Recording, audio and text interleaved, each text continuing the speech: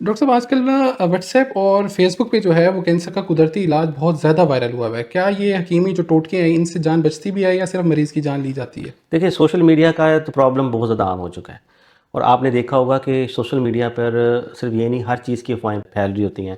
या आपको सुनने को मिलेगा कि जी शुगर बंद कर देंगे तो कैंसर मर जाएगा, या फिर आपको कोई बता रहा होगा कि ये वाली मेडिसिन खा लें, ये जड़ी बूटी इस्तेमाल कर लें तो इसके इतने दिन इस्तेमाल करने से कैंसर जड़ से गायब हो जाएगा, जी, या जी। ये दवाई खाएंगे तो कैंसर होगा नहीं। हुँ, ये हुँ। सब झूठ है।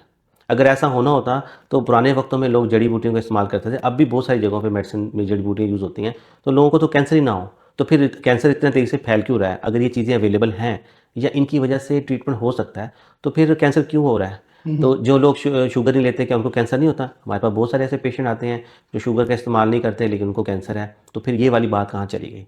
तो ये सब अफ़वाहें हैं, झूठ है। ये सिर्फ़ अपने 2 नंबर चीज़ों को बेचने का एक तरीका है, क्योंकि सोशल मीडिया पे, ऑनलाइन पे आपने देखा होगा ई-कॉमर्स बहुत ज़्यादा आम हो चुकी बिल्कुल, है। लोग दलिया तक बेचने लग गए हैं। ऐसे ही है। अच्छे खासे लोग, अच्छे खासे डॉक्टर्स आपने देखा होगा जो अपना अपना प्रोफ़ेशन छोड़कर दलिया बेचने लग गए हैं। बिल्कुल। फिर कोई आपने देखा होगा कुछ डॉक्टर्स ऐसे हैं जो चाय का जी चाय पीने से ये चीज़ हो जाएगी, चाय पीने से कैंसर नहीं होगा, चाय पीने से आपका फैट रिड्यूस हो जाएगा। ये सब झूठ है। आपने देखा होगा कि ऐसा होता है? मुमकिन ही नहीं है।